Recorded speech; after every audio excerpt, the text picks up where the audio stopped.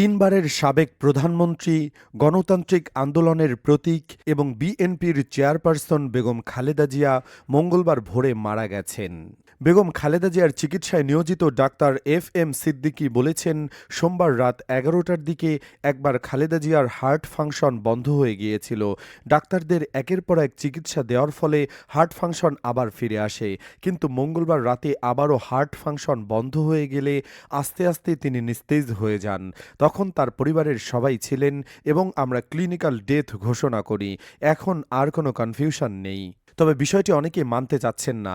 তার মতে খালেদা জিয়া আরও আগেই মারা গেছেন। এ বিষয়ে সবচেয়ে ভালো তথ্য দিতে পারবেন বেগম জিয়ার সহযোগী ফাতেমা বেগম, কারণ তিনি সবসময় বেগম জিয়ার সাথেই থাকেন। আগে মারা গেলে তিনি অবশ্যই জানবেন। তবে অবাক করা বিষয় হলো, গত কিছুদিন ধরে ফাতেমাকে কোথাও দেখা যাচ্ছে না। বেগম জিয়ার মতো তিনিও কেমন যেন আড়ালে চলে গেছেন। মঙ্গলবার বেগম জিয়ার মৃত্যুতে হাসপাতালের সাধারণ নার্স থেকে শুরু করে ডাক্তার, সর্বোপরি জিয়া পরিবারের ভেঙে পড়ার খবর আসলেও ফাতেমার কোনো খবর আসেনি।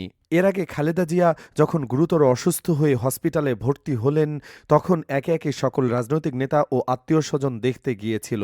তখন দেশে একটা রব উঠেছিল, মায়ের এমন গুরুতর অসুস্থ মুহূর্তে ছেলে তারেক রহমান দেশে কেন আসছে না, অথচ তার দেশে আসতে কোনো বাধা ছিল না। এমন আলোচনা সোশ্যাল মিডিয়ায় বেশি আলোচিত হলে তারেক রহমানের এমন আলোচনা সোশ্যাল মিডিয়ায় বেশি হলে তারেক রহমান তার সহধর্মিণী জুবাইদা রহমানকে দেশে পাঠান। বিপরীতে খালেদা জিয়াকে কাতারের বাদশার ব্যক্তিগত এয়ার অ্যাম্বুলেন্সে করে লন্ডন নিয়ে যাওয়ার কথা থাকলেও আজ নিয়ে যাওয়া হবে, কাল নিয়ে যাওয়া হবে ইস্যু দেখিয়ে লন্ডন নিয়ে যাওয়া ক্যান্সেল হয়ে যায়। তারপর খালেদা জিয়ার চিকিৎসার আপডেট সম্পূর্ণ মিডিয়া কাভারেজের বাইরে রাখা হয়। যে খালেদা জিয়ার ব্লাড প্রেশার, কিডনি সচল, লিভারের কন্ডিশন নিয়ে প্রতিদিন আপডেট পাওয়া যেত, মিডিয়ার আড়ালে নিয়ে যাওয়ার পর সপ্তাহে একদিনও পাওয়া যায়নি।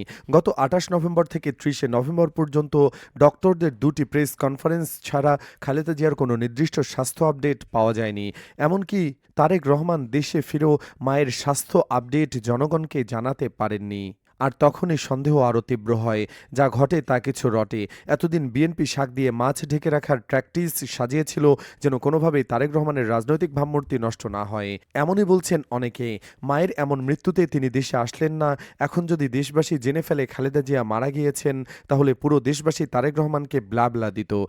তাই তারেক রহমান ও বিএনপি নেতৃবৃন্দ এমন একটি নাটক সাজিয়েছে বলেও অনেকের মত দিয়েছেন। সেজন্যই হয়তো ফাতেমাকে বেগম জিয়ার কাছ থেকে সরানো হতে পারে। তাকে খুঁজে বের করে জিজ্ঞাসাবাদ করলে আসল তথ্য বেরিয়ে আসবে বলে মত অনেকের। এ নিয়ে আপনাদের মতও জানাতে পারেন কমেন্টে।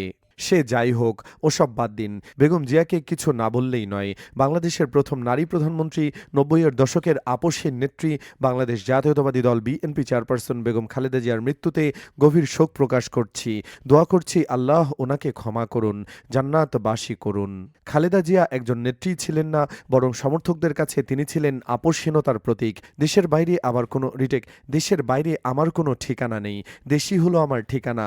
এই দেশ, এই দেশের মানুষ, মাটি আমার সবকিছু। এই আবেগমাখা উচ্চারণ ছিল বেগম জিয়ার। বাংলাদেশের রাজনীতিতে এক আকস্মিক আবির্ভাবের পর খালেদা জিয়া ধীরে ধীরে নিজেকে দেশের অন্যতম প্রভাবশালী রাজনৈতিক ব্যক্তিত্ব হিসেবে প্রতিষ্ঠা করেছেন। রাষ্ট্রপতি জিয়াউর রহমানের আকস্মিক শাহাদাতের পর ১৯৮৩ সালে বিএনপির হাল ধরে তিনি এক কঠিন বাস্তবতার মুখোমুখি হন। রাজনীতিতে পূর্বে তেমন অভিজ্ঞতা না থাকলেও তার দৃঢ়চেতা মনোভাব তাকে এক কঠিন পথে নিয়ে গেছে। ১৯৮২ সালের ২৪ মার্চ সামরিক শাসক হুসেইন মোহাম্মদ এরশাদ ক্ষমতা দখলের পর যখন গণতন্ত্রের পথ রুদ্ধ হয়, তখন খালেদা জিয়া জিয়াউর রহমানের হাত ধরে গড়া বিএনপির নেতৃত্বে আসেন। ১৯৮৩ সাল থেকে তিনি প্রথমে এককভাবে এবং পরে ৭ দলীয় জোটের মাধ্যমে এরশাদের সামরিক শাসনের বিরুদ্ধে ধারাবাহিক আন্দোলন গড়ে তোলেন। ১৯৮৬ সালে বিতর্কিত নির্বাচন বর্জন করে তিনি তার আপসহীন মনোভাবের প্রমাণ দেন।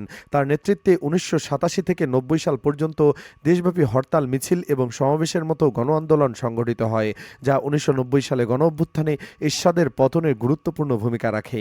এই আন্দোলনের মূল নেতৃত্বে ছিলেন খালেদা জিয়া ও তার দল বিএনপি। ১৯৯০ সালের গণঅভ্যুত্থানের পর ১৯৯১ সালের সাধারণ নির্বাচনে খালেদা জিয়ার নেতৃত্বে বিএনপি বিপুল জনসমর্থনে জয়ী হয়। এই বিজয়ের মধ্য দিয়ে তিনি বাংলাদেশের প্রথম নির্বাচিত নারী প্রধানমন্ত্রী হিসেবে শপথ গ্রহণ করেন, যা দেশের ইতিহাসে এক নতুন দিগন্ত উন্মোচন করে। শুধু তাই নয়, তার আমলে গণভোটের মাধ্যমে সংসদীয় সরকার ব্যবস্থা পুনঃপ্রতিষ্ঠিত হয়। ১৯৯১ সালে দ্বাদশ সংশোধনের মাধ্যমে রাষ্ট্রপতি শাসিত সরকার থেকে সংসদীয় ব্যবস্থায় উত্তরণ, বাংলাদেশের গণতান্ত্রিক কাঠামো পরিবর্তনের এক বড় মাইলফলক হিসেবে বিবেচিত হয়। তার শাসনামলেই 1996 সালে শান্তিপূর্ণভাবে ক্ষমতা হস্তান্তর হয়, যা দেশের গণতান্ত্রিক অগ্রযাত্রায় এক উজ্জ্বল দৃষ্টান্ত স্থাপন করে। বিরোধী দলে থাকাকালীন তিনি গণতান্ত্রিক চর্চা ও সংবাদ মাধ্যমের স্বাধীনতার পক্ষে সর্বদা সোচ্চার ছিলেন। 1994 থেকে 96 সালের আন্দোলনে নির্দলীয় তত্ত্বাবধায়ক সরকারের দাবি আদায় ও এর বাস্তবায়ন ছিল তার অন্যতম গুরুত্বপূর্ণ অর্জন, যা নিরপেক্ষ নির্বাচনের পথ সুগম করে। খালেদা জিয়ার রাজনৈতিক জীবন কখনোই মসৃণ ছিল না। তাকে বহুবার কারাবন্দী ও গৃহবন্দী হতে হয়েছে এবং তার বিরুদ্ধে একাধিক রাজনৈতিক উদ্দেশ্য প্রণোদিত মামলা দায়ের করা হয়েছে। তার স্বাস্থ্য নিয়েও বিভিন্ন অবহেলার অভিযোগ উঠেছে। তবে এসব প্রতিকূলতা সত্ত্বেও তিনি নিজের নীতি ও আদর্শ থেকে বিচ্যুত হননি, বরং আপসীর নেত্রী হিসেবে তার পরিচিতি আরও সুদৃঢ় হয়েছে। 1996 থেকে 2001 সালে আওয়ামী লীগ শাসনামলে যখন গণতন্ত্র হরণের অভিযোগ ওঠে, তখন খালেদা জিয়া এর বিরুদ্ধে প্রতিরোধ গড়ে তোলেন। 2009 সালে আওয়ামী লীগ পুনরায় ক্ষমতায় আসার পর দেশের গণতন্ত্র খর্ব হওয়ার অভিযোগ করেন সমালোচকরা। 2014 ও 2018 সালের নির্বাচনকে একতরফা আখ্যা দিয়ে খালেদা জিয়া ও তার দলের নেতাকর্মীর উপর নির্যাতনের দমনের খড়গ হস্ত নেমে আসে।